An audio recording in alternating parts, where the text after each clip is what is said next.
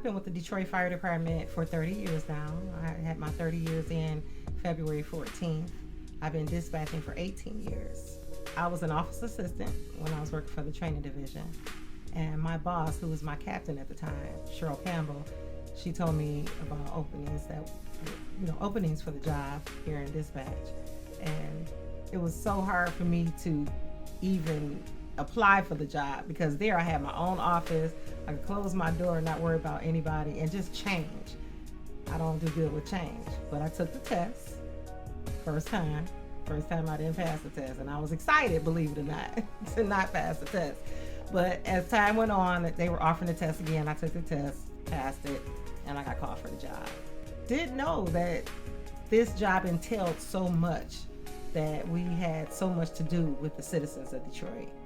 You know, it's like, to me, it was behind the scenes. Now I'm behind the scenes and I get to see what's going on. And it's so exciting. You know, it was exciting to start off. And as you hear, the longer you're here, the more goes on, the more things change. And you just have to get adapted to it. But it's real exciting because I get to help the citizens of Detroit.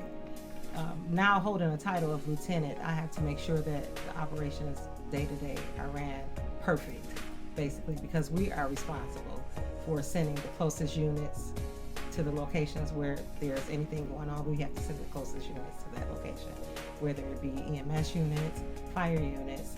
We have to send them so they can assist the citizens of Detroit. The advice I would give someone who's interested in taking on a role in communications would be ready to work. Be ready for long schedules. Be ready to give it your best, give it your all to assist, because we all have relatives here in Detroit. And we want to make sure not only our relatives, but everyone's relatives are getting the best service they can from us. It starts here. It starts in communications, you know. And I take my hat off to all the firefighters, all the police officers, every EMS technicians that are out in the field, hands-on.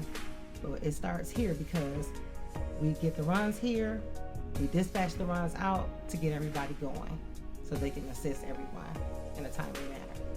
On a daily basis, when you come to work, you know, you come in, you have your life outside of the job.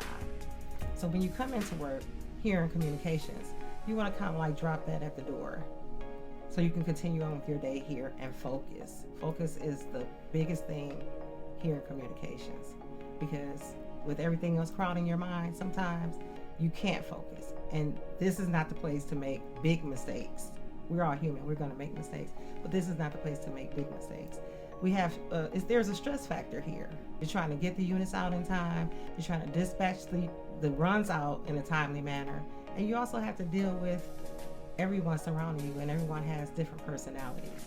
So you're dealing with home, you're dealing with personalities here, you're dealing with reading what's going on these runs, family members in cardiac arrest, accidents, you name it, we deal with it.